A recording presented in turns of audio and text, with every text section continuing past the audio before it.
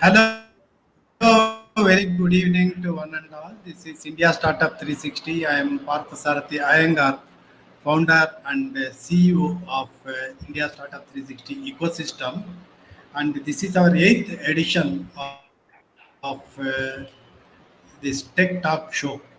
As you know, the format of this TekTak Show is to introduce the startups in any specific domain to the industry exponents and also some of the overseas counterparts. And we try to find out some synergy between them and check out whether these people can uh, support each other and they can help each other to get into a bigger way. That is our main idea. And today's topic is going to be on passenger vehicles or the commercial vehicles in the electric vehicle segment on the four-wheeler part. As you know that India is flooded with lot of two-wheelers with respect to electric vehicles, and it has almost become a cottage industry now. And people just import some components from China and also assemble it. And there are a lot many unorganized players available in the market, and keeping the entire environment and other things at a very big risk. So whether it is a good symptom or not, with respect to commercial vehicle or the passenger vehicle segment in specific, what is the roadmap? What is the capacity that India can afford to, and how the market is going to surge ahead in the advent of new policies from the government of India? And now that the PS6 vehicles have already come into the vehicles, the market, how this market is matured enough to meet up the technology, and so on and so forth. These are some various questions we'll be asking this the industry exponents, and we'll try to get an answer from these people.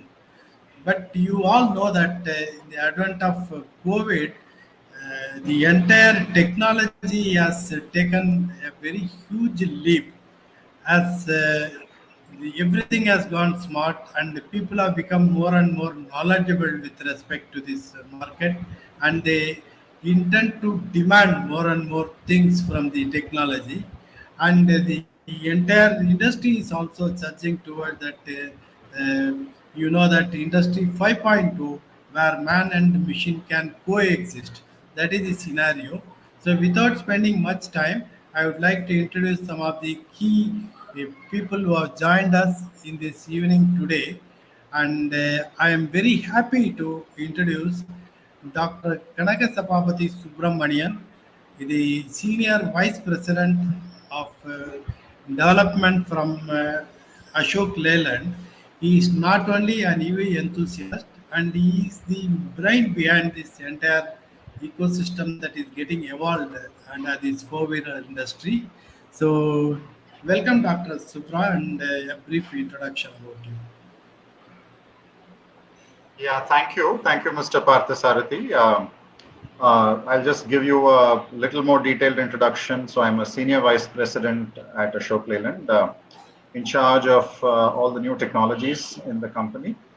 At Ashok Leyland, we have a division called Advanced Engineering, which is like a research and development kind of function, where we are looking at a lot of new technologies.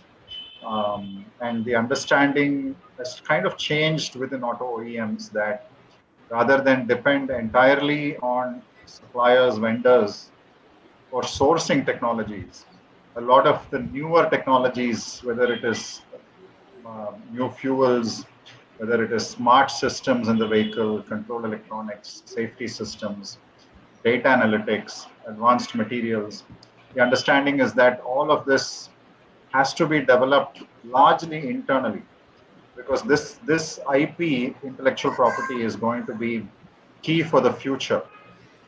And whoever wins the technical aspects of the future will do well in the market, given all the changes that are coming into the automotive industry. So that's the very brief introduction of what I do, and looking forward to the next hour or so. Yeah, thank you, Dr. Subramanian. So kind of you. And next in the line, I would like to invite the friends from Qatar. And I have along with me Mr. Dipin, who is the Director of Sales from Ecotranzit from Qatar. And as I told, they are an emerging power in the commercial vehicles, especially in the passenger vehicle segment. And he is taking care of the sales operations globally. So I welcome Mr. Dipin. What is Dipin? Hey, hi. Thank you. Thank you, Partha Sarathi, and thank you for giving an opportunity and a platform to speak and present our capability.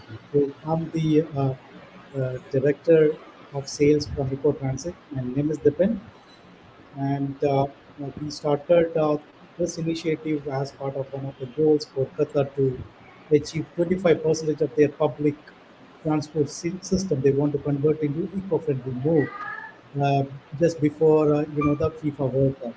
So that is one of the ambition which the government had. So we were the key player in the market. I mean, to support this initiative and to supply the demand needed for the 2022, thereby reducing the harmful carbon emission from the buses or the public transportation which been created during that time. So, and we have a longer goal to achieve to convert most of the public vehicles from a 25% to 100% by 2030. So this is one of our mission. Along with that, we have not only bus, we have electric cars, we have an infrastructure to support these. Some of things are charging stations and related things. And also, like on a technology front, we are also investing heavily into the technology in supporting, the fare collection, ticketing system, the CMS system, etc. On top of it, like the key is that carbon offsetting, where we can help various countries, players, and as well as segments to offset their carbon emission. So these are the brief intro about EcoTransit. I will give back it to Artha to introduce to Habib, so that he can give a brief and we can. Thank you. Yeah. Thank you, Dipin. And now it's time to call Mr. Mohamed Habib, the Director Planning and Technology. So, what is there? Yes, in the card, and how we supplement supports the initiatives done by the sales director. What you have it?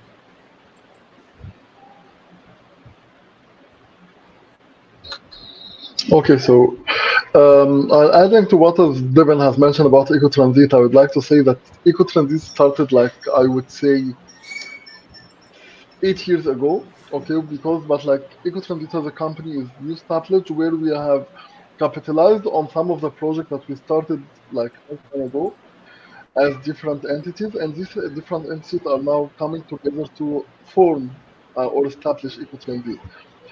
Part of that was like technology related, like implementing the fare structure system in Doha for integrated system. Part of that was providing the buses, electric buses for the FIFA during the World Cup. And even now, this buses being used by the public transport operators in the country. And the direction in Qatar is to replace all the public transport buses into electric buses. And we are working with them closely to provide them all the needed supply according to our buses that we are currently manufacturing for Qatar. Also, we have some other initiatives and projects in Egypt, especially in Sharm el-Sheikh, where we are automating Sharm el-Sheikh into smart city related to the transportation part. Same goes with Morocco, where we are trying to build another factory in Morocco to provide the market needs for electric vehicles in Morocco, and we are doing the same in Kazakhstan as well. Yeah. Thank you, Well, I'll Habib. give it Thanks back for to you. the You're brief welcome. introduction. Yeah. Thank you. So now I now call upon Mr. Prasad, who is the who takes care of the technology and the development part in one of the leading travel agencies from South, that is Sri BhagyaLakshmi Travels. So, Mr. Prasad, for a brief introduction, please. Hi, good evening again. Great to be here. And in fact, I was hoping that Mr. Elangovan would be here on time. But nevertheless, so one thing I'm very excited to be part of this evening, number one. And as service providers, people transportation service providers, we've been very keenly looking at the available alternative technologies. And needless to say, EV is definitely on the cards. And particularly for a transportation service provider like us, this is very, very important. To give you some numbers, we clock about 3 to 4 lakh kilometers every month. And there is always this pressure on all sides, when you talk about environment sustainability, that is something that our clients are very keen on. And needless to say, cost of maintenance is one major issue. So I think this has the promise to provide solutions to many of the challenges that we foresee coming up. And nice to be here, with people I would look at as enablers of EV adoption. Thank you so much. Thank you. Yeah, my dear friends, I'm happy to introduce Mr. Elangovan. I just joined from the airport. He's there in the airport lounge. Okay, so in spite of his busy schedule, he's traveling to Mangalore, but still he has kindly consented to join the event and make it a point to get introduced to you people. There are a few quick words from Mr. Elangovan, sir, please.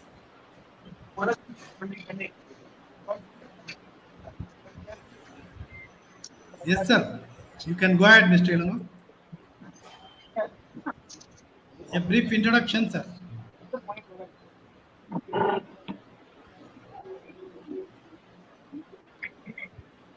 I think he still has some disturbance. I think it's probably, I don't know, it's network or...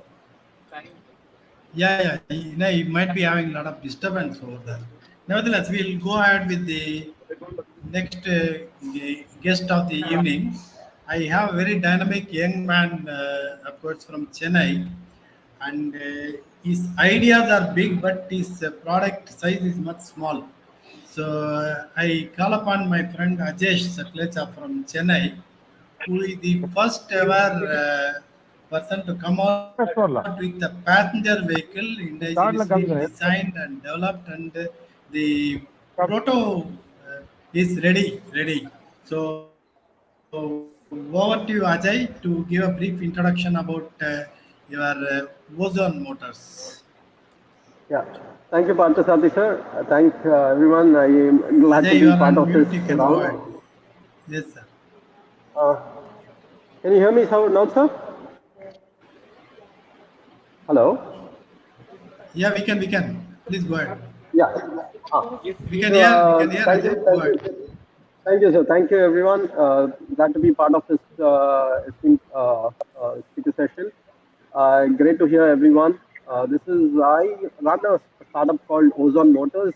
So what we have done is we have created a smart electric car using a quadricycle category, and the car is about 3 meters in length, but the cabin space is about 80% of a Wagoner. So what happens is we are able to fit in about a family of 4 with a kid in the car with luggage space at the back as well as in the front.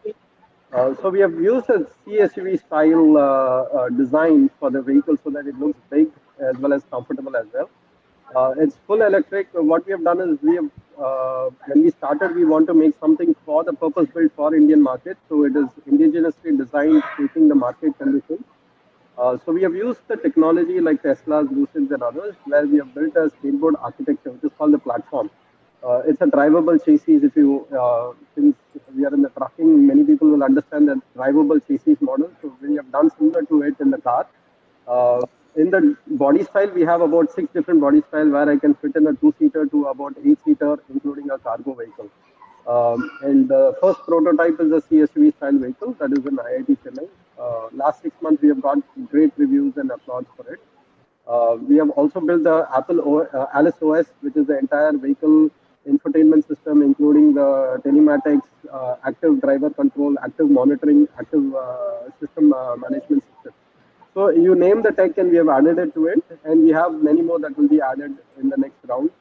And in terms of manufacturing, again, we have also tried to disrupt that by making a micro manufacturing plant.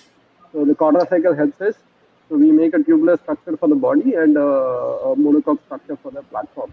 So that way, we build the monocoque platform on a volumetric and body style in a smaller volume and sub-assembled in a smaller plant.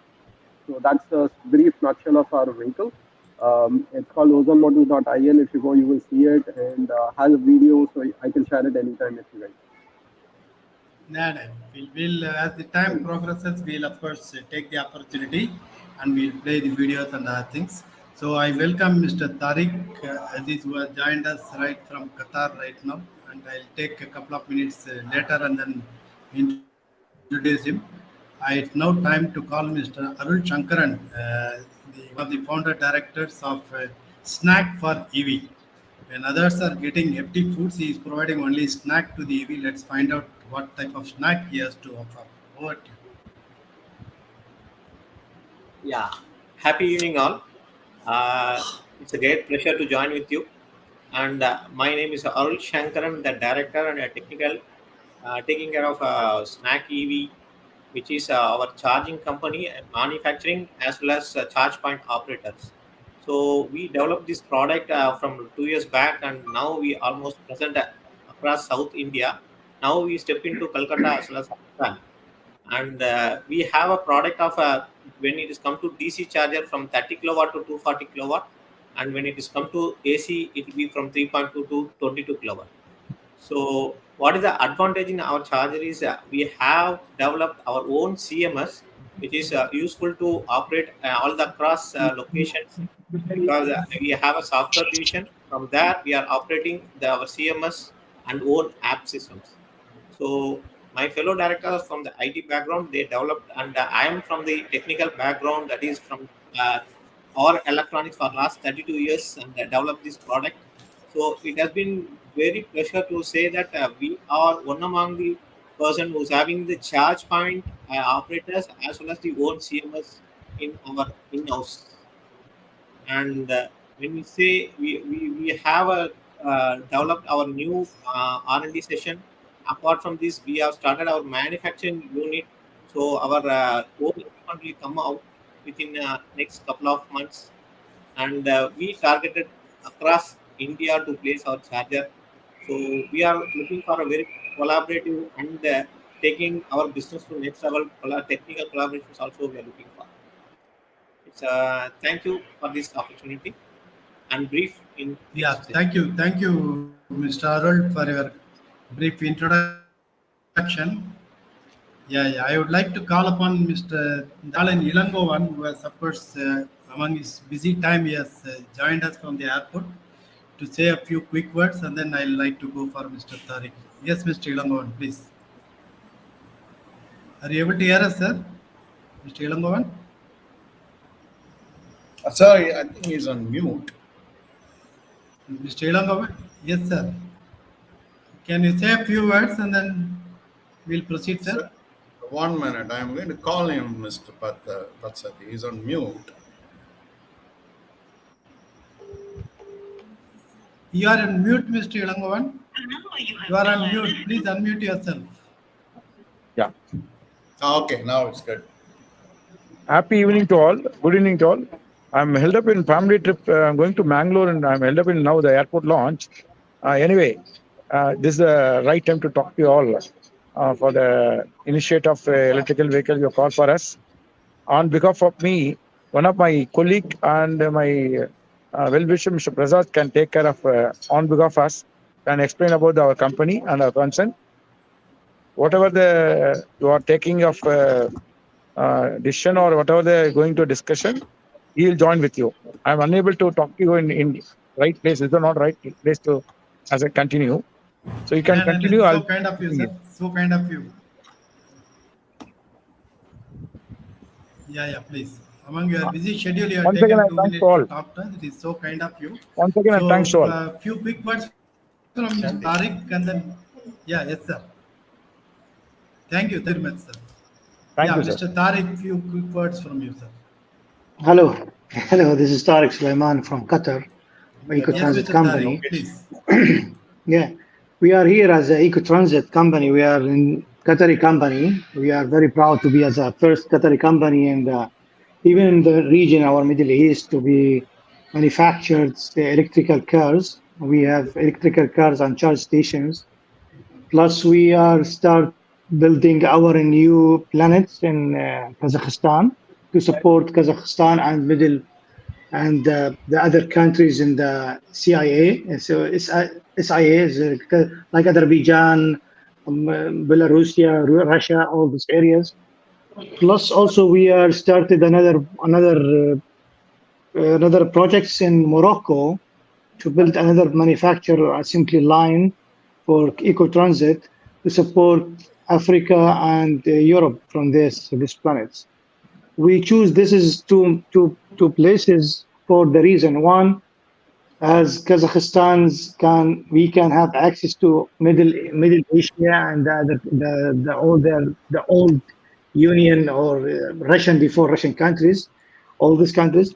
And for Morocco, because Morocco they are well established now within manufacturing from spare parts from capabilities, and they are very well known for Europe to export cars, and many brands it's already manufactured there. For that, we choose the Morocco to be our base to access Europe and to support even Africa and North Africa. Plus, Ecotransit not just only for manufacturing car. Ecotransit also we are as a consultancy company. We can provide consultancy company around transportations. Also, we have technology provide about transportation technology like AFC, the mobile applications, CBMS application systems, anything related to transportation from technology or from infrastructure or from electrical vehicle, we support it. Even plus, we support Qatar here during the FIFA World Cup. We are very proud to use our buses for the visitors for Qatar. It was the first electrical buses in Qatar running here during the FIFA. It was our buses, and we have different size. We use in Qatar here articulated buses 18 meters, and we use also 12 meters for them.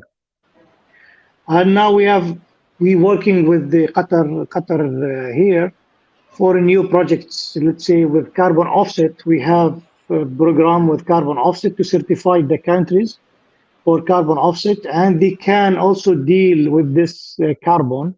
Okay, they can exchange it with other countries and generate money. But this is one also from the initiative projects we are started working on it here in Qatar, and we are very advanced with them. This carbon offset already implemented in Europe. We have the platforms ready. We can implement it in anywhere, in any countries. They can benefit from this. But just we initiated the new projects here in Qatar now. We are in touch with the ministries, couple of ministries, to see how we can implement this and create the first exchange carbon in the region. This is about to brief about Ecotransit and what we did. Mr. Tariq. Yeah, thank you for the brief. Thanks for the brief introduction, and thank you very much. I'm looking forward to have a much more detailed discussions in the time to come. So thank you everybody for the brief introduction. Now to set the ball moving, I would like to have a small slide over here and then to call your attention, and then based on that I would like to take the discussions further. Here is the statistics given by FADA, that is Federation of Automobile Distributors here in India, and this is the figures are as of 31st March 2023. So here one interesting factor is for the passenger vehicles, the figure has reached almost 3,35,286 over there as compared to 2,93,000 in 2022. Okay, there is a steep increase of about 14.42% over here. Okay, so with this observation, I would like to have the discussion move ahead, and I like to call upon, of course, Dr. Subramanian of Ashok Leyland. So, how do you reckon with these figures? Do you see it's an encouraging situation with respect to the entire ecosystem, or it is only a response toward the DS6 vehicles? How do you reckon it? So I think there are a lot of trends in the market. It's very hard to make a general comment. So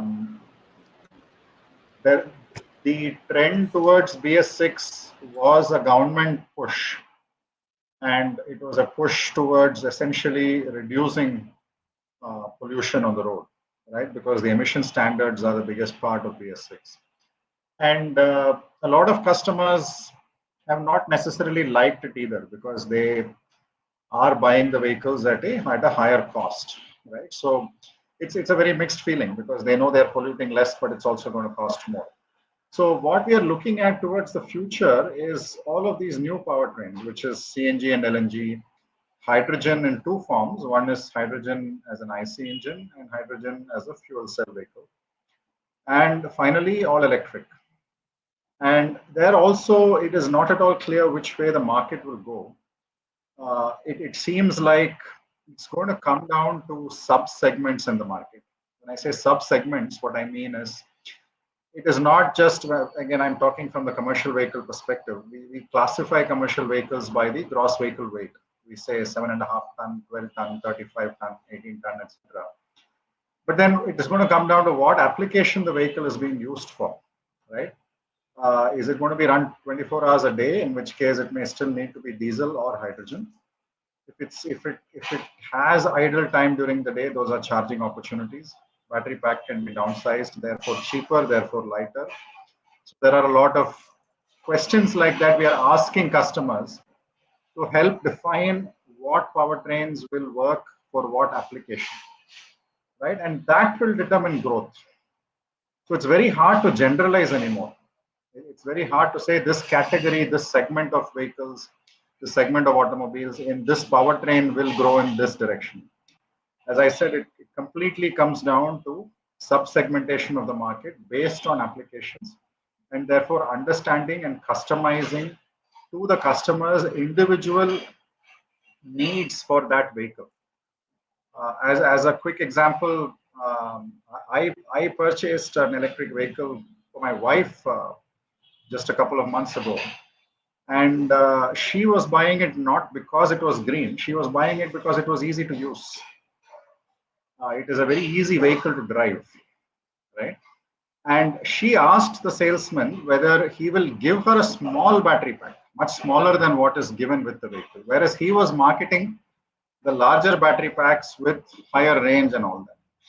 So what was apparent to me in that discussion was the seller of that electric car had simply not sub-segmented. They had not looked at this category of consumers who are buying an electric vehicle, who are willing to pay more for an electric vehicle and buy it just for the comfort, the ease of driving, the ease of maintenance, the complete lack of, almost complete lack of servicing of the vehicle, right? So all that is a new segment, right? And they are not catering to that particular needs of that particular segment. So everywhere this is happening. I think the market is changing along with the technology. That's the message here.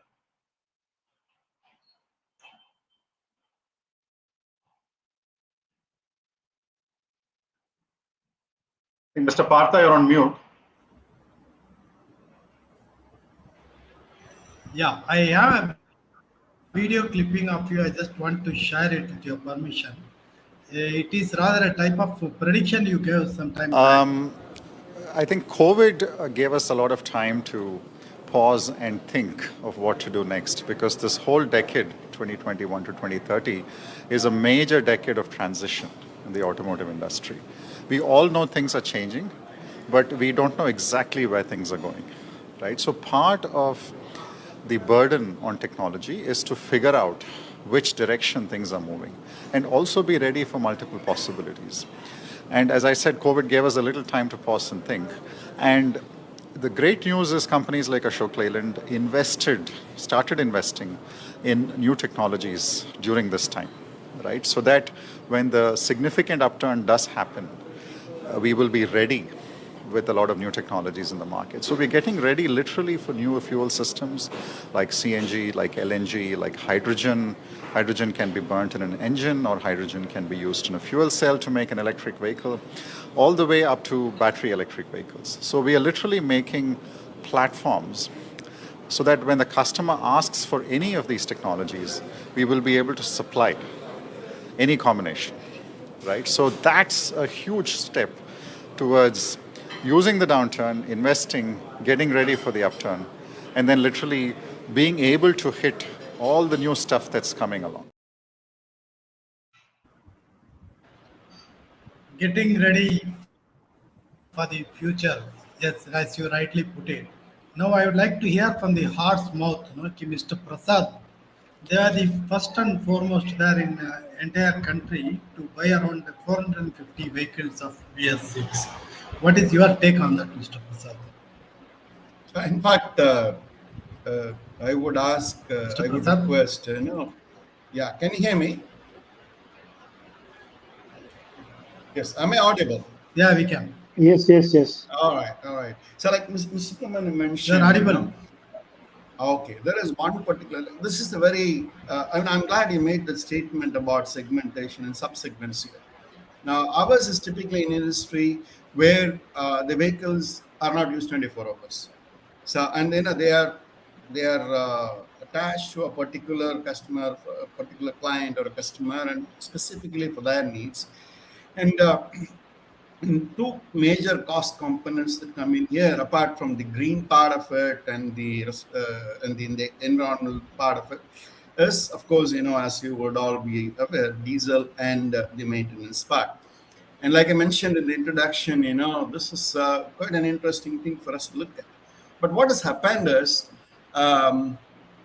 the biggest constraint has been, again, like Mr. Subramanian mentioned, the cost part of it. So my question, or the thing that I would put forward is, where do we see this trend? And it's good that there is a combination of technologies, and powertrains that are being offered. So for a service provider like us, where the asset has to be committed, but is used in terms of time, and anywhere between 6 hours and 7 hours a day, and not so much in terms of mileage. I'm pretty sure that the mileage required per day basis, falls well within the ambit of EV technologies, of what EV technologies has to offer. So what would be the trend in this area? And we look at our peers, and we've talked to them. There is not so much of should I say excitement, in terms of changing over to EV yet. The people are still sitting by the sidelines watching how it's going to turn. And like I said, it's going to be very different for other type of transportation providers. I'm just sharing what we have observed. So it would be great to have your views on that. Can I just comment? Yeah. All right. Yeah. Good. I think it's an excellent question. Mr. Tariq, I mean, yeah, please go ahead. Yes. You want Mr. Tariq to take it? Yeah. Okay. No. There is a question for me or no?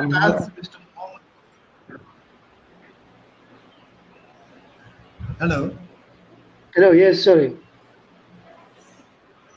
Yeah, it's okay. I just wanted to ask Mr. Mohamed Habib, just as a player that is who is trying to enter into India, how does he look at with respect to technology prospect? Like, what is their game plan? I think Dipin, he can answer these questions. Habib is left, I think. He dropped the call, but Dipin here, he can answer this because Dipin here is managing the India projects Okay, Dipin and can we answer. try to. Right. Yeah. Sure. Please, Thank you. please. Yeah, You can I answer. think. Yeah, I will answer in two ways. I mean, one is like the comment mentioned by, or maybe the suggestion given by Subramanian, and one of the query raised by Prasad as well. So, yes, whatever the suggestions and the the information shared by Subramanian is very valid. But again, there is a push from the government of India to reach a target of certain set of EV vehicles by 2030. So I think, I mean, because of this push, most of the people are, let's say earlier, they were trying to invest in the infrastructure. Now there are quite significant infrastructure is in place in major metros. So now, I mean, major players are, trying to put the EV buses and cars in the country to boost, the public transportation as well as, a certain corporate sector. So this is the way, the trend which I'm seeing in the market at the moment. So if you look at the 2021, most of the EV vehicle sale was in the two-wheeler segment. But again, in 2023, starting end of 2022, it's happened to see a lot of four-wheeler vehicles started coming into the market from different players.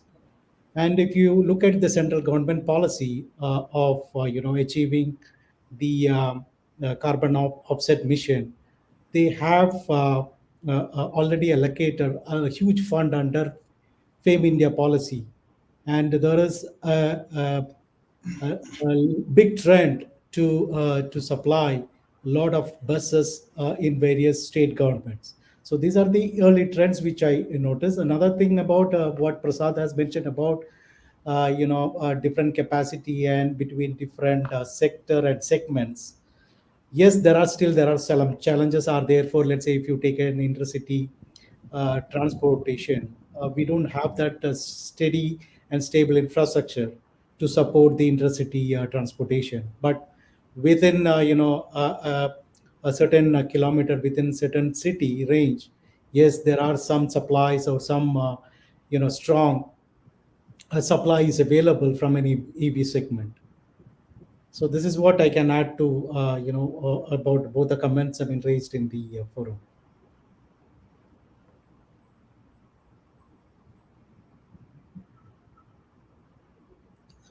Partha, you are speaking over the mute. Mr. Partha, I just want to answer this question because I think it's very important. Thank you. Yeah, please. Yeah. Please go ahead, sir. Please go ahead. Yeah. So I think I'd like to thank one of our customers for raising this very important point. And I think I really want to say that there are a lot of customers who are pulling these new fuel technologies. We were ourselves quite shocked. So when we started development of hydrogen IC engines of all electric heavy trucks, we thought it's a 3-year, 5-year kind of development time, and we will have the luxury of that kind of development time before we even sell the first vehicle.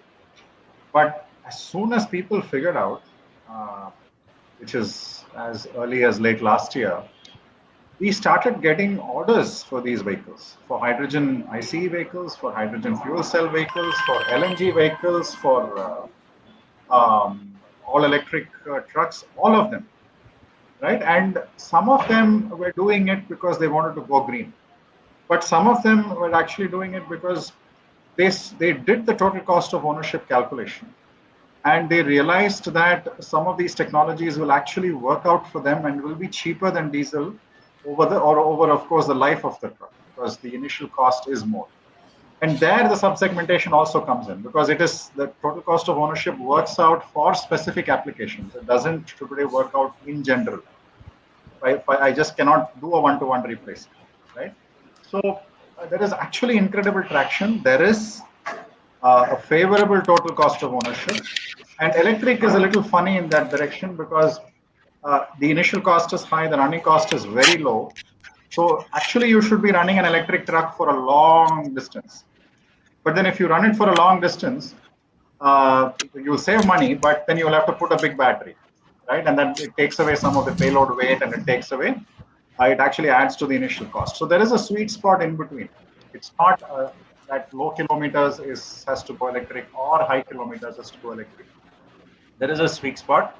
It's not based just on kilometers. It's also based on number of hours it's run, what are the charging opportunities in between, all of those things, right? So the message I'm trying to convey is, even for us, it was taken by surprise that all of these technologies are here now.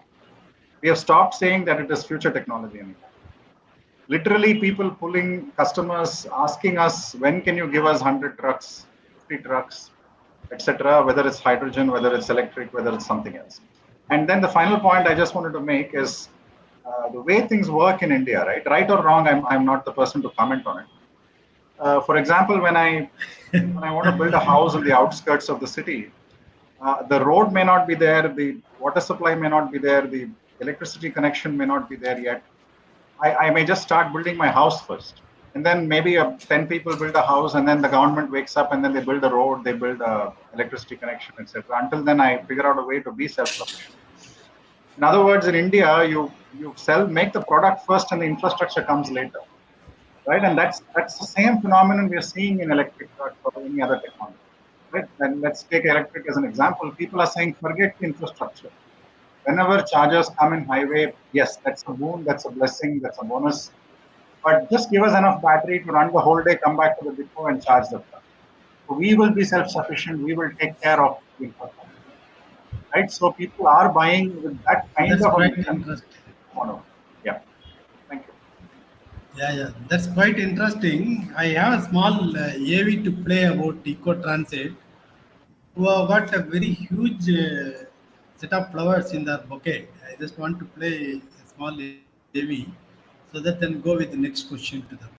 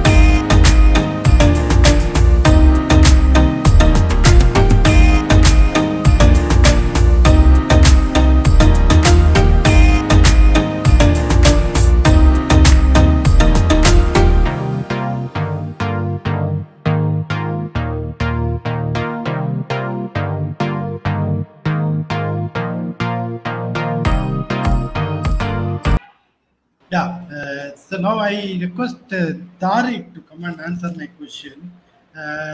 Mr. Subramanian has observed that they are overwhelmed by the response that all of a sudden 100 vehicles are booked and so on.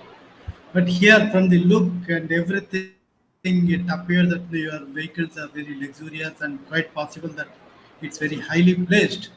So, what would be your game plan in India, and what type of partnership you are looking at? See, our cars, our variety, we have different level of cars, not all luxurious. This is the mini cars. It's very cost effective.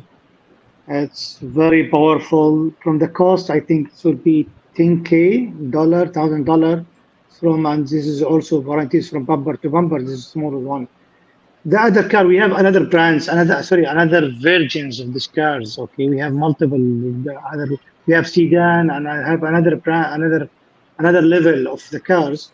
Okay, but we targeted all levels of the population of the people.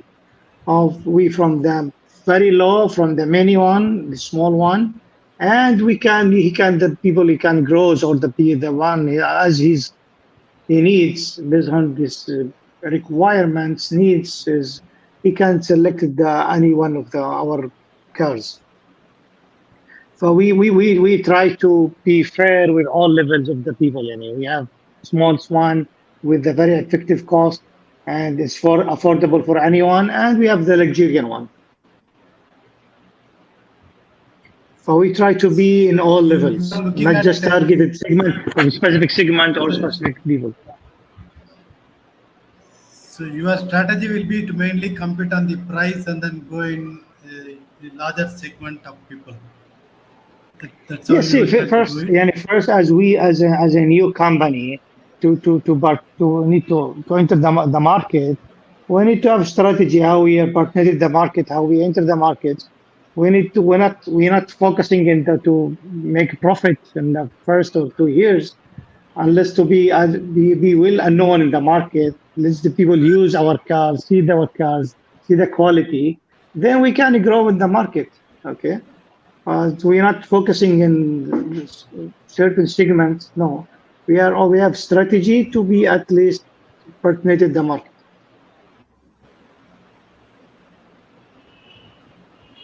But in a typical market like India, where importing is much more costlier than manufacturing within India, so that will be a very big challenge. How do you like to face See, it? Maybe India you is can not put this question to India you. is big company. Okay, India is big, very big country, and we have different all segments.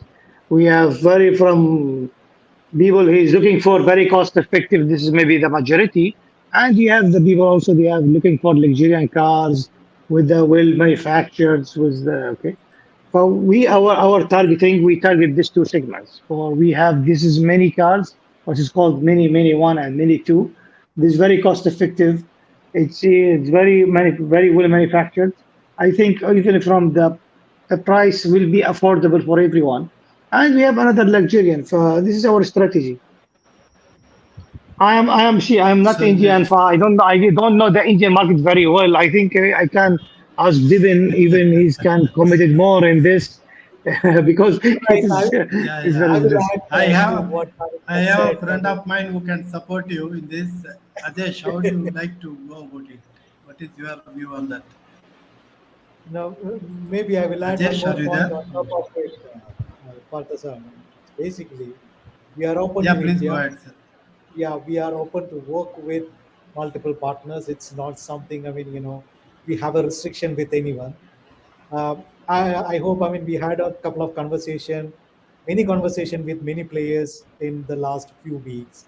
So what we understand that there is a huge demand, requirement from various sectors, various players, etc. So we are trying to align with them if there is a like-minded people for our strategy and approach and how we can do business in a very collaborative way. We are opening the doors for everyone, so it's not restricted to as such a sector. It's open for everyone, so that is our strategy is. And also I just would like to say that we are working with another city transport sector in the state government of Karnataka to on a new initiative. So we are with like-minded people who want to work with us. If there is a huge demand is there, we one of the important question you ask about the import, since import duty is very higher, how you are trying to target the Yes, it market. is So Ajesh. yeah, so this is one thing which we will extensively work with our partners and will find out the strategy in a right moment. Yeah, Ajesh, how do you like to take that question? Like you are also in the same segment. You are trying to come up with a low-priced car and then with all high-end features. So, how would you like to face the competition in such scenario?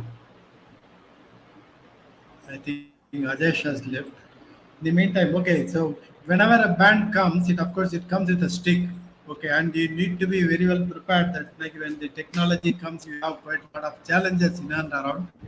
And when more number of buses and vehicles come around, you need to have a very big infrastructure for the charging stations and other things.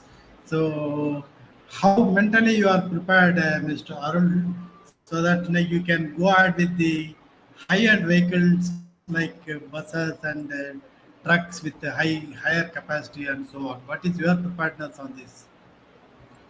Yeah, actually, the go in market strategy and market services in 2030, we need 29 lakhs 34,000 EV charging stations across India to support without any disturbance in the operation of fleets or EV vehicles.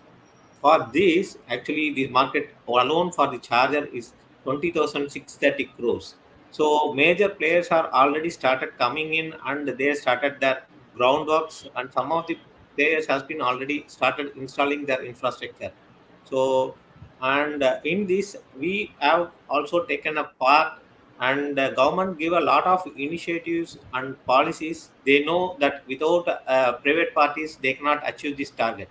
So what they given is they given a very good options for the self-employments for the lot of young persons to come in for youth empowerment programs to ensure that their people will start buying the charger and placing and maintaining that all the locations across rurals and other locations. For these power supplies, as Subramanian sir told, there is a electricity issue is still even in our some of the locations. There, government is initiating to provide a mega solar plants and subsidize the power. And already in India, there is as of now, surplus powers are there, but still once EVs we step in, so there may be deficiency on this, so that they ensure that to subsidize this, their plant solar plants are coming up to. And also the government has been implemented charging hubs across all the national highways. Every 25 kilometers this charging up minimum of 25 charges in, to ensure that all the fleets from the fleets to small vehicle can charge, and all the amenities has to be provided. That survey has been already taken and they have started working on that.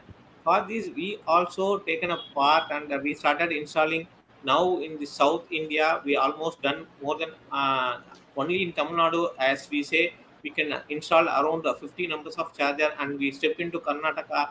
Then we joined venture with the youth programs and started supplying the charger to them. Then we are stepping into Calcutta as well as Assam for the fleet management charger like 240 kilowatt and all. So this will be help. Actually, we can say we can have a decent market share in future, so that it's a huge potential is there. And from this to develop into next level, we need a more some of the component. Well, frankly said, some of the component we still expecting from the other countries. We have to import. There is no go, but that has been a little bit consideration has been given to government. Then we can develop this into massive level. The and already government is initiated in the FAME 3 for the lot of subsidies to this charging station. So it's very clear that we can achieve this target as with the help of government and for the technology from the outsides. We can easily go on, and we'll ensure that the fleets are will run without any disturbance in the highways and rurals. That's my opinion. Okay, that's fair enough, Arul. I have a small AV about your snack for EV. Before I go to the next question, I would like to pay.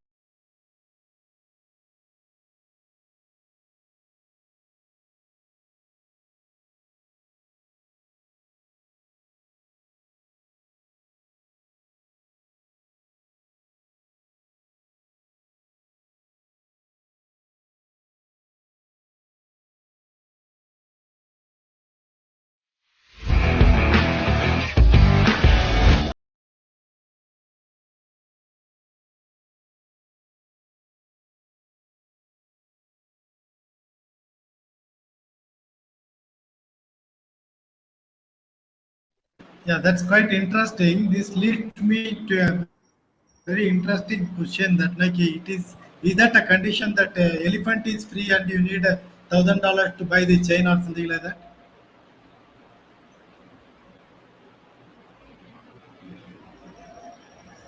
Arul, you say that like you are expecting the government to subsidize the solar panels to provide the power and other things. So is that the situation that you are trying to provide the elephant at free of cost, whereas the chain to buy it, the tie it is going to cost you something like $1,000 or something like that? What will be the situation? No, actually, this is already that already players are there in the solar, and they are expecting somebody to buy in higher cost of the power. So still they are waiting, and a lot of power has to be consumed. So from there we can subsidize these powers, and government is given the that transmission cost and everything will be on control. Then it can be easily utilized. So the abundant solar powers are available, but due to the infrastructure to transmit and losses and that, because of that it's lagging. So now government somehow it's managed, then we can surely assure that we can provide charger across all the locations. Dr. Subra, how do you recommend that particular situation? Will Sorry, there could be you any repeat the parity question for me, between the please? demand and supply? Could you repeat the See, question for me, please? Arul says that he requires a huge solar power plant to provide the supply to the charging stations, and government is providing the subsidies and so on and so forth. So, what will be the scenario if, let's say, at least I saw that maybe 3,40,000 vehicles have been sold this year, even if, say, a conservative figure about 10% of the vehicle go electric by next year or so. If it is say 3,000 vehicles, my friend, of course, Dipin will be much happy. But what will be the scenario? How we are prepared to meet up the demand ratio for the power requirement to charge the power stations? Okay. Yeah. So, see, first off, I don't think for just 10% there is an issue with grid power. I think there is enough capacity to feed for that kind of electrification. But having said that, there is also a question of infrastructure. What solar does is it gives you distributed power generation, right? You don't need to connect to the grid. Wherever you are, you can generate your own power. The issue with solar would be the energy storage. So if because a lot of people try and charge at night, which means you have to capture the solar energy in the daytime and store it in batteries and then charge at night, right? So if that comes into the picture, then solar becomes a lot less attractive. And yes, everything will have to be subsidized in that case, because batteries today are far behind where they need to be. Whether it's for storing grid power or solar power or for vehicle batteries, everything is, I think, I mean, we need batteries that are probably 5x, 10x better than what is there today to truly say that battery technology is there, right? So that is my read. For 10% grid is possible. There is enough spare capacity in the grid, but solar will give you distributed generation, which has its own advantages.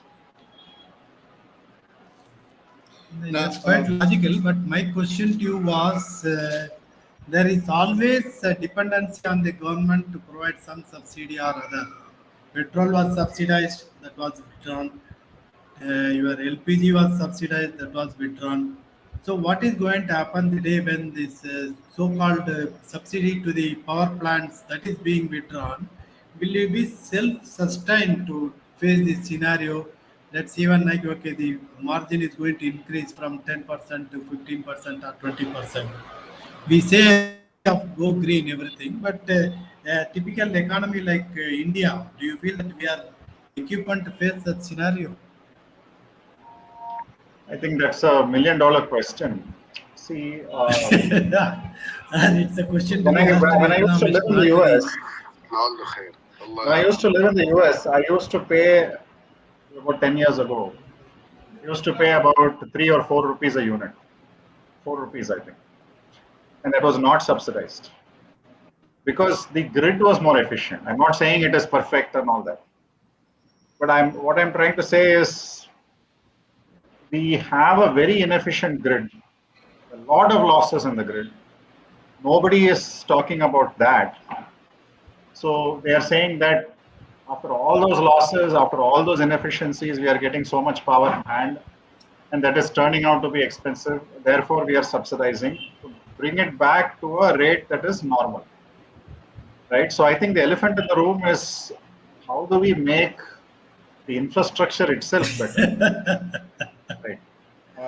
I honestly believe in that because almost everywhere, even if you take roads, right? I mean, we are talking about emission reduction, BS6, CO2 reduction.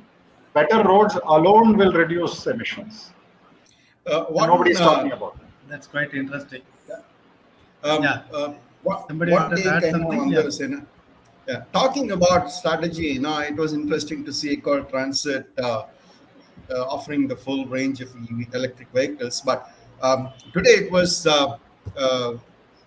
Subramanian mentioned that, I mean, while there is this dominant buzz about EV, there are quite a few players working on other things like Ashok, Leyland, like Dr. Subramanian mentioned, hydrogen, both as fuel cells as well as to be used in an IC engine. There is also LNG, CNG options available. But where do you see it? I mean, and this is something as a customer or a consumer, commercial or otherwise. How do I take it? Is this hydrogen an alternative electric, total electric mobility, or is LNG, CNG a transitory stage where eventually it could go electric, or are these going to stay? What is your take on it? I mean, whether it's Tariq or Mr. Dr. That's again a very good question. And see, we are only one piece of the puzzle, right? As an OEM, we can only be one piece of the puzzle. The other pieces are what the infrastructure players provide, what government policy subsidizes. We just talked about subsidies. But then I will answer your question. See, if you take hydrogen, a case in point, it has a lot of promises, it has a lot of issues as well. Today, if you ask me, can I make a hydrogen truck? Yes. I can make a hydrogen engine, I can make a hydrogen fuel cell truck. Technology is very much available. Right? But to me, hydrogen is not a fuel at all. Because, and I'll repeat, it's not a fuel. Because to me, a fuel has to have a nature-given energy content. It's called calorific value. If you burn that fuel, I have to get energy. Hydrogen is not a nature-given energy content. Hydrogen doesn't exist on the earth in free form. We input the energy from some other source and make the hydrogen. The source could be dirty from fossil fuel, or it could be clean, which is unfortunately more expensive, from solar or other sources. Right? So we input the calorific value, we give the energy, therefore producing hydrogen, and then we transport it, we burn it again on the vehicle to recover the energy that we put in. So therefore, hydrogen is more of a storage medium. It's not a fuel per se. And if you think about it, think about hydrogen like that, it actually starts making more sense, believe it or not. And I had this confusion when I started with Ashok Leyland. What is the deal with hydrogen? Right? Think about it of hydrogen as a storage medium, where you find the energy from somewhere else, store it as hydrogen, and then recover it when you burn it in the vehicle or use it in a fuel cell. Then it is like a battery. And turns out it is actually about 3 times better than a lithium battery in terms of its how much energy you can store per kilogram. Right? So that way hydrogen is attractive. There are a lot of people in India who are producing hydrogen for other purposes or are planning to scale up. And that will certainly push hydrogen in certain sectors. So therefore, hydrogen, I think, is here to stay. I think electric is definitely here to stay because electric comes with so many conveniences. In a sense, the infrastructure is there, right? I mean, there is electricity everywhere.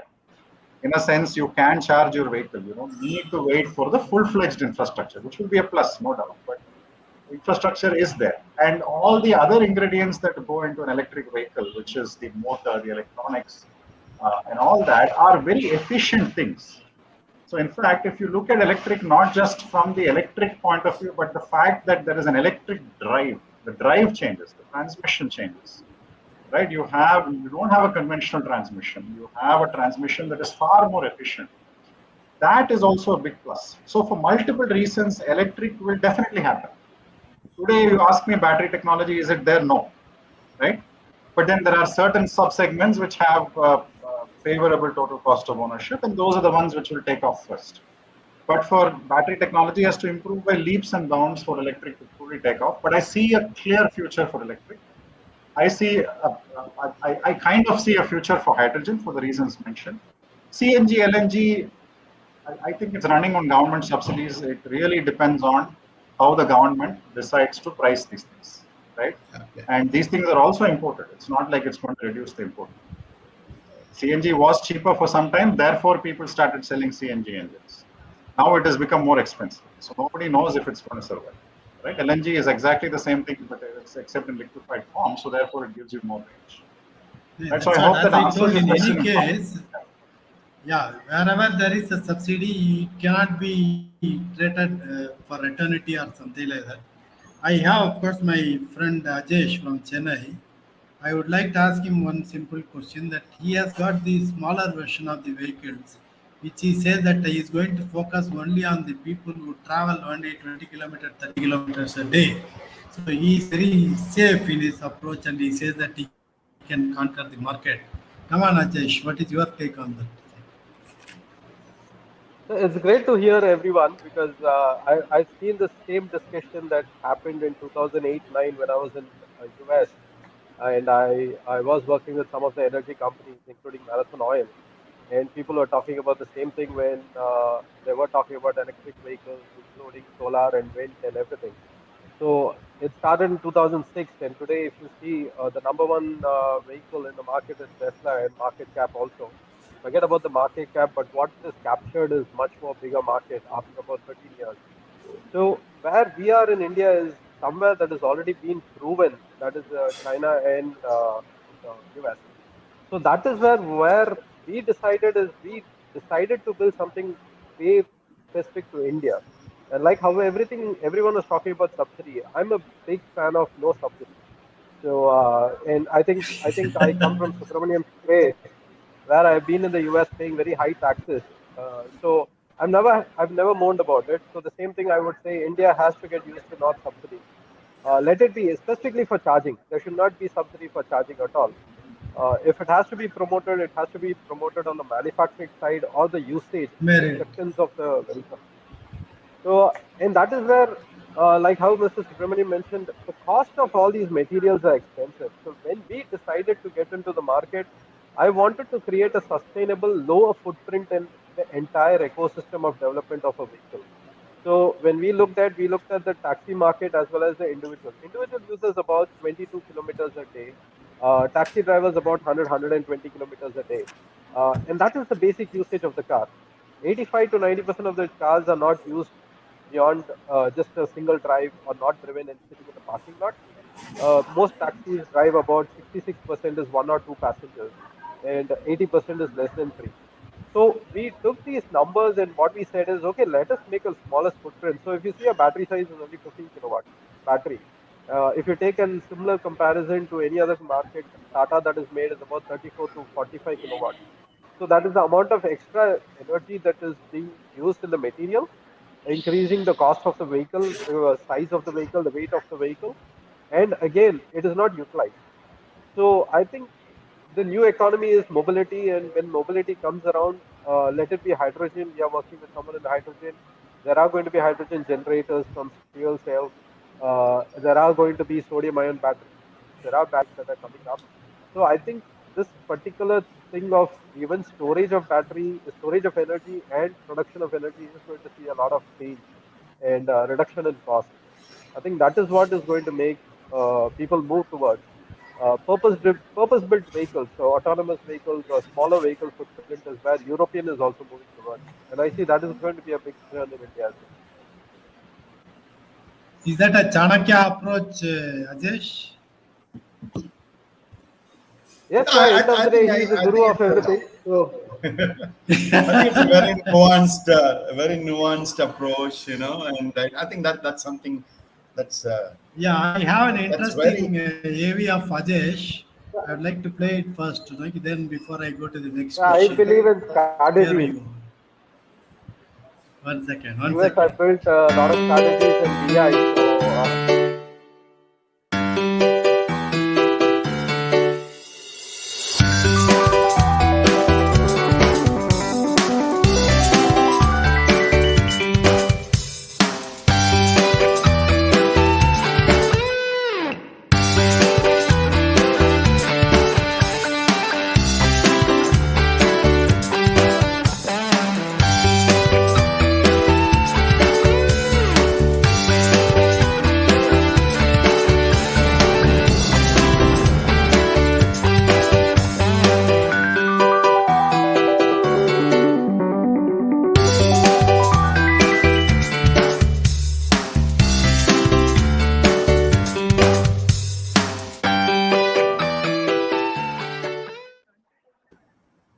So Is your Alice in Wonderland? How do you feel?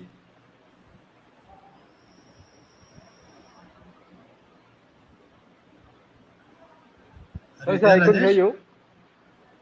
Is your Alice in Wonderland right now? What is your gut feeling?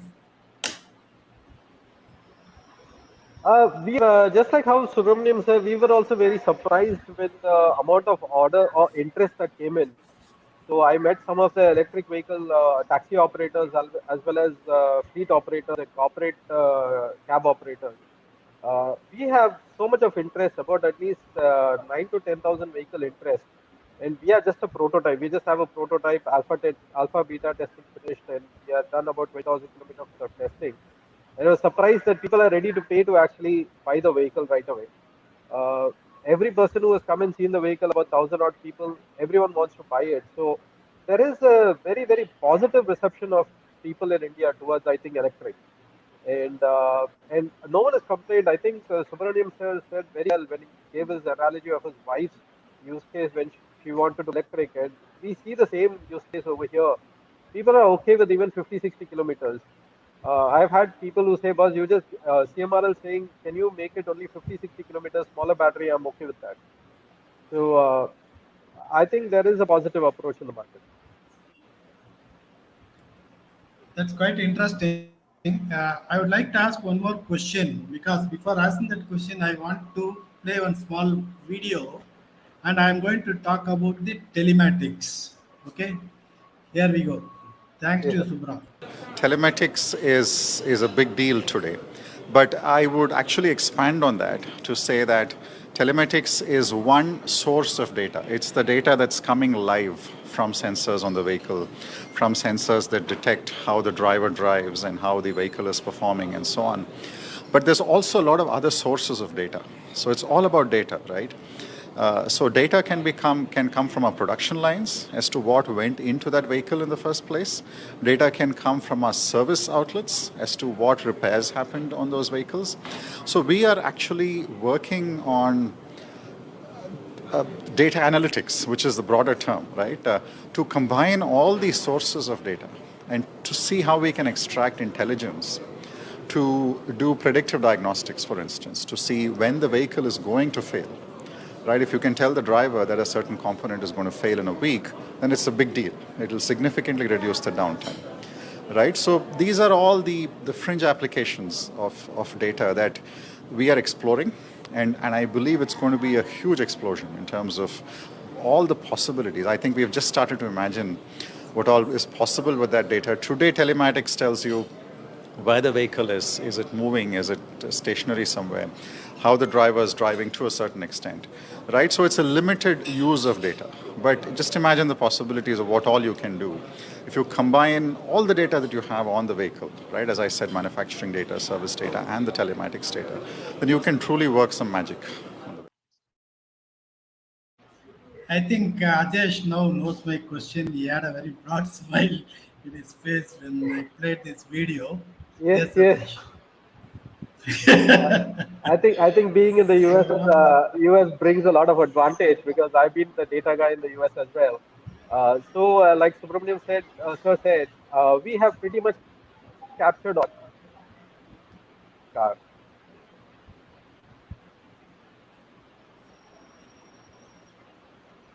think you're lost, AJesh.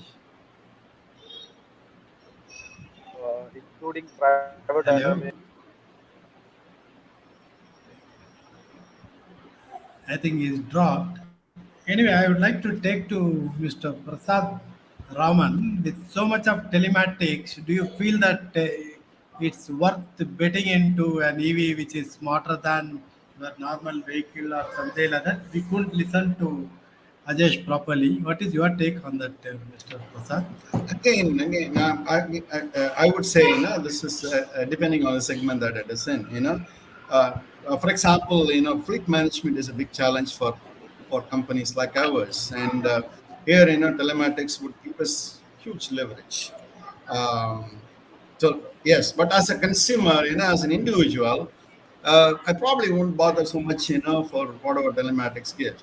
So yes, it does have a place, and it offers, I think much more versatile solutions to challenges, that businesses face in terms of fleet management, and definitely, overall control on the cost, achieving overall cost efficiencies and optimization. So yes, I think they go hand in hand, and I think it's a logical conclusion if you look at how they go hand in hand and mutually symbiotic.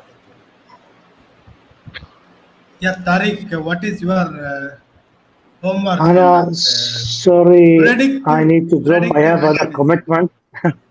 I have another commitment, so I need to that's drop. right. It's Sorry. a last question. Yeah, would you like to take that question, Dipin, since Tariq says that he has to drop? Yeah, sorry, come again. Professor, what was the question? Can you just repeat the question, please? No, we are talking about the predictive analytics, okay, with respect to data gathering and other things.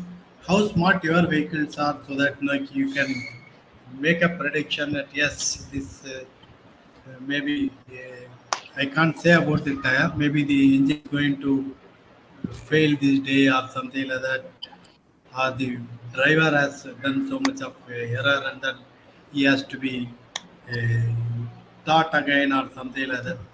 Those much of telematics you have in your system, so that when you buy at a higher price, it comes with a justification of yes, lot many preventive maintenance can be done and so on and so forth. I look at it from that point. Okay, thank you. Thank you for the question. And as rightly Subramanian suggested that yes, we are building our as all the buses and EV cars on the smart platform. So one of the things which we have right now is that all the vehicles can be controlled from a mobile applications. About all the data which is being gathered out of it, like we are still in a testing phase, which we are tie up with a third party in ensuring that the maintenance details of the vehicles, the driving pattern, how much the fuel is left. So all these data being analyzed and correlated with a particular application and the system. So this is in a process which very well will be available in the next generation version of the vehicles. So to answer to your question, so it's partially available, but again, in coming months, we will be inducting the full-fledged smart elements into the vehicles. Yeah, that's quite logical and reasonable. I do agree with you. I think now we have come to the final segment of the program, so that in another 5 or I'll 6 just minutes add a we can point to it. conclude the program. Yes, please go ahead. Sorry, I Please just go got ahead, sir. disconnected.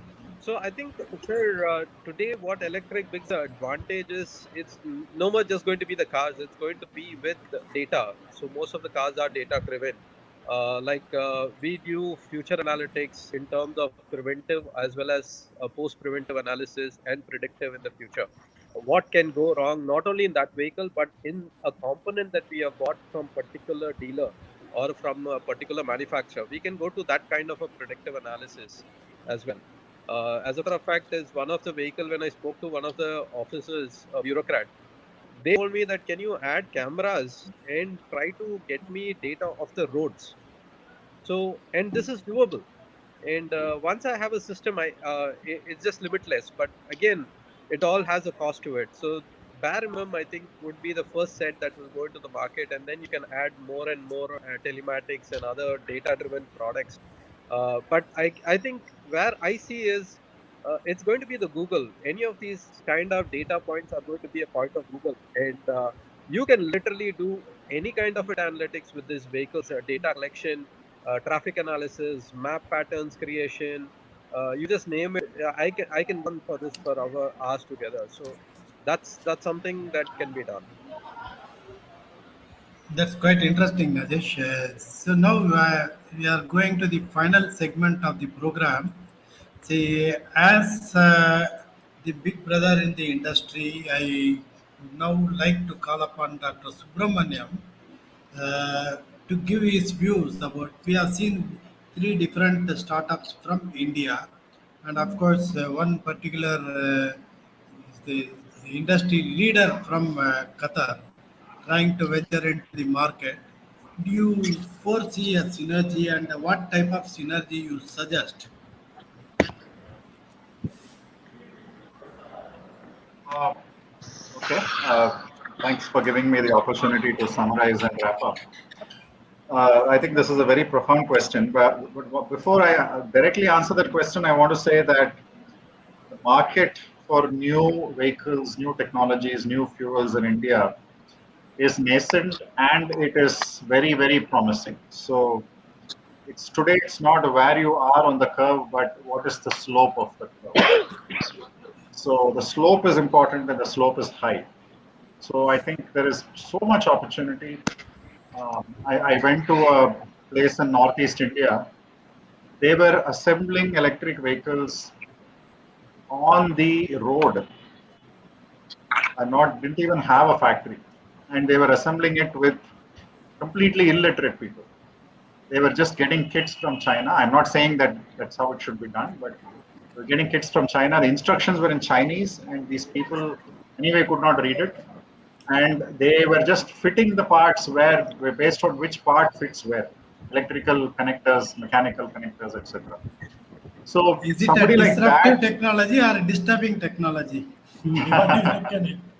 I think it's both, right? It is disturbing in some sense, but it's also disruptive because if anybody can make an electric vehicle, that part is disruptive. And I think the electric vehicles have simplified. And when I say electric, I'm trying to use that as an example. There's the other fuels as well. But I think a lot of people today are into the electric platforms, right? So I wanted to leave it with one revert into the basic physics of how an automobile works. Because I don't think we talked a lot of science today. And I do want to bring some science into this conversation. Because at heart, I'm a scientist at US. In the US, I did a PhD, and then I was working as a scientist for many years. See, when I started looking into automobiles, I realized that the only thing that I know about moving objects is Newton's law. So Newton says F equal to ma, force equal to mass times acceleration. In other words, he is telling you that there are only two things that are important. One is the mass, which is the weight of the vehicle, and the other is acceleration. So he is telling you explicitly that the range of the vehicle, the speed of the vehicle, those things are not important. F equal to ma does not have those terms.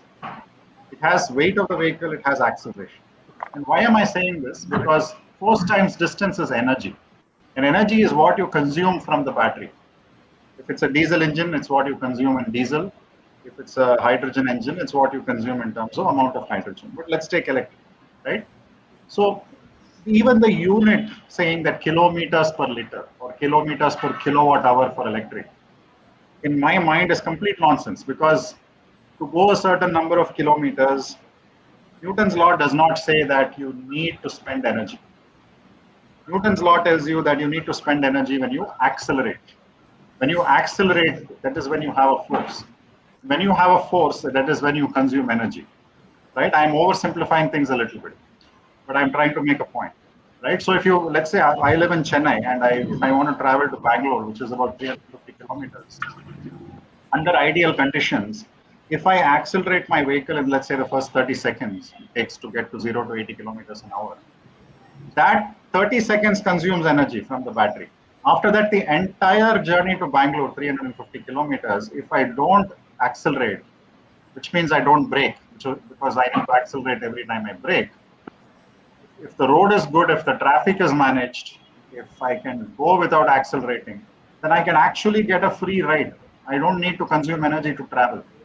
This may sound crazy, but it's actually true. It's what the science tells. Right? Yeah. So Quite true. There is a the gradient. It is concept of definitely kilometers per liter is wrong. And people think that a bigger battery is bigger range, which is complete nonsense. Right? It actually depends on how you can reduce some of the parasitic effects and how you can reduce the acceleration itself. Don't allow the driver to give pickup. Give the smarts, which allows pickup only when absolutely necessary. Right? Work on the other parasitic forces, which is the friction in the vehicle. Right? Which is where I mentioned earlier, the electric transmission gives a huge advantage. It is not like a conventional transmission.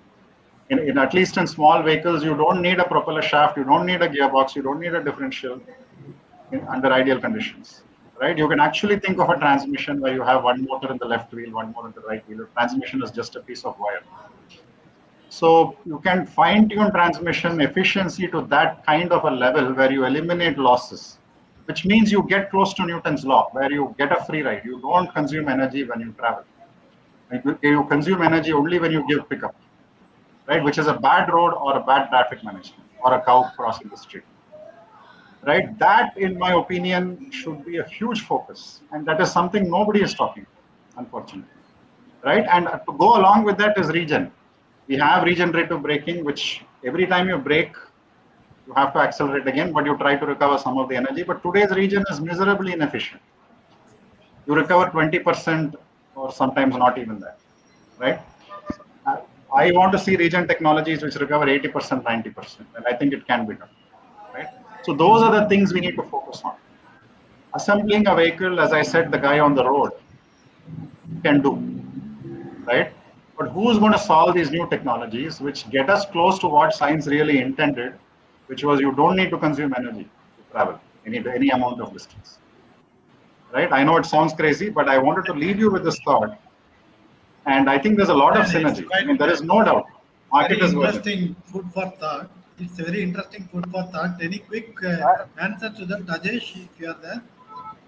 I think Subramanian sir, I'm very glad I actually met you today. There's so many things that the same line. I think we are trying to do the same thing in the regen braking, is try to get back as much as efficiency possible. Yeah, acceleration is something is where we have failed, basically because it's a user. So I have decided one thing: whenever it's a human intervention, we are not going to try to work, because it is very difficult in that particular part, because each one works separately. So wherever it is a mechanical or a automated part, autonomously we can do, we are trying to work on it. But one thing I miss, obviously we are a small startup. So when we start getting into these kind of thoughts and we start working on it, we realize that the R&D costs are so huge that as a startup or as a small enterprise, it becomes very difficult for us to, or even the college students. I'm part of IIT as well. I go there regularly. It becomes very difficult for them to work on these use cases. So companies like yours or big companies have to come up and say, hey, these are problems that have a solution. Like how you said, you just need to 80%. There is a solution already, at least a desired solution. So at least it can be a focused approach of saying, hey, target of 6 months over and go ahead and achieve it. And I think our kids will do it. I have so much of faith. Yeah, So- well said, well said. I think Just even though we are a big company and can put some money into it, we also Just need one- partnerships to do the right thing. Yeah. one thing to add here, and this is going to have this does have a huge impact on the user experience as far as electric vehicles is concerned. And AJesh, you I'll put share it the coordinates wonderfully of Dr. Subra. So Don't bother. I'll share the Thank you. coordinates. Yes. So, Mr. Prasad, you would like to give any I was saying, that was very well put by Dr. Subramanian, and there is a real case scenario where user experience was impacted because of this particular issue. In terms of associating number of kilometers, per charge or whatever it is, and this is a high-end vehicle, and the guy is, is a very close friend of mine. He's not impressed at all, because, he says, the moment I accelerate, I want to try it sportily, and, I lose range. But this is a real issue with many users, especially on the retail segment, and and challenging this, it's what I would call a wicked challenge, in strategy terms, especially in our country. So thank you very much. I think Yeah. Just a take on what Mr. Prasad said, and I think what I also believe what I've been trying to tell ARA also is to do testing based on actual speed that people will drive, which is about 40, 50, 60, whatever is the speed limit. Because now the testing is done about 20 to 30 kilometers, and they give you what is the range that is delivered, which is actually not a right way to do. So you have to run at least 1,000 kilometers on various conditions. Say, hey, this is the because this cannot be like how the petrol mileage and fuel mileage comes in. Electric, it's very clear to the range, and range anxiety is one big killer of the technology that can be future. Yeah, it is only the automobile manufacturers who, in fact, started all these gimmicks, like, okay, 0 to 100 kilometers in flat 6 seconds and so on. That is how they chose to mislead the buyer, so that the fancy words are going to be their USPs to sell the vehicle or something like that. Correct me if I'm wrong. What is your take on that, Dipin? First of all, I have to thank Dr. Subramanian. I mean, putting an interesting science in this conversation, and become a fan of yours. And I thought of having some sort of R&D facility which we need to open up in India as well, to try and so try something of this kind of thing. And also that, I mean, I'm thinking of something else. To make an efficiency, we can bring in a lot of smart elements to the vehicle, where you talk about whether it's accelerate, whether it's go without any hurdles. So the smart elements can also fulfill some of the requirements which needed by the industry and by the users. So thank you for opening up new ideas and new science which we can try in the EV market. Yeah. Yeah, As Dr. that's quite Subramanian interesting. said, I just, as Dr. Subramanian said, I self-experienced this. Actually, we have driven our EV for 60,000 kilometers, and left, right, and center, and most of the time to explore the infrastructure locations and all.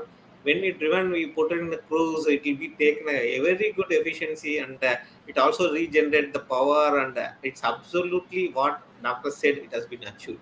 So it's a great thing, and know this by self-driven car. Thank you. So thank you, gentlemen. Thanks very much for your valuable time today. So it's my turn to just to give us sum up and maybe the so-called takeaway of the event. Before that, I would sincerely thank Dr. Subramaniam for accepting my invitation in a very, very, very small time, and even without his permission, I distributed the flyers in the market that yes, Dr. Subramaniam is going to take part in the event. So my apologies for that, and I'll also thank you very much for kindly making it today. And first and foremost, I would definitely request from the ecosystem, basically, please do join us as a mentor to this particular type of electric vehicles, especially in the segment of commercial vehicles, in the passenger vehicle segment to be specific. We have got quite interesting people like AJesh, and also people like Dipin looking at the Indian market in a larger prospect to come into the market. End of the day, they are not going to be anyway directly or indirectly going to compete with giant like Ashok, Leyland, or Tata's, or whatever it is. We are here in a different turf, and we are here to address a different segment of people who are interested to go into electric vehicles and absorb. And as we discussed in the earlier stage, that instead of going for a disturbing disruption, it is always better to go for a streamlined disruption and go with efficient and if people who are willing to stick to the norms and then work as per the rules. That is one observation I would like to make over here. And yes, there is a huge potentiality and large synergy that I would say if your Ecotranzit is willing to tie up with companies like Ozone Motors or even let's say for that matter Snack for EV or whatever it is. We have very huge group of people who are willing to join hand with you and then grow along with you, not only just to import things and then assemble the things and then sell it in the market, but we are here as a serious player to develop the components and become an ancillary maybe to any specific industry that is going to come up. We have quite efficient people who are working there on sodium ion batteries also. I would definitely like to take it off the line and then connect to Dr. Subra and then work it as a team along with the people to go for a structured research facility. If there can be any synergy with Ashok Leyland or whatever it is, we are definitely willing to work in that specific aspect. Last but not the least, as he rightly pointed out, that as long as you wish to exert the force on certain thing, you need the acceleration over there to push your mass. Otherwise, if the body is traveling at a constant speed without any retardation or traveling smoothly, there is no need to think of your additional power to be put into the vehicle, so that this can be used as the tagline for the electric vehicles.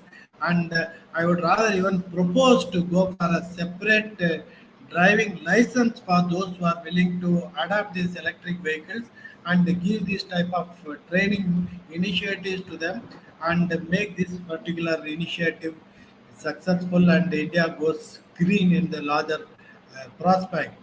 I have even seen somewhere or even read in somewhere that when this mission Mangal was there, it was even suggested that yes, whenever it dare to leave the atmosphere, you need to go for the heating the fuel and then it has to exert the pressure. And once it reaches the saturation point, that the heating mechanism could be switched off and a lot many fuel can be saved so that when it goes to the next stage of ejection, the fuel can be ignited. That is how the entire mechanism was worked out, and then it became a very grand success, as we all know. So I am quite confident that with this brainstorming session, we are going to surge ahead and then pave way to a very brighter beginning of Indian EV segment, especially in the commercial vehicle segment. With these words, I thank everyone for being an audience with us, and I would like to remind you that we'll join very shortly with yet another brainstorming session. So thank you and take care of yourself. Thanks a lot. Thank you, everyone. Thank you so much. Thank you, everyone. Thank you. Have a Thank great you day. all. Thank you.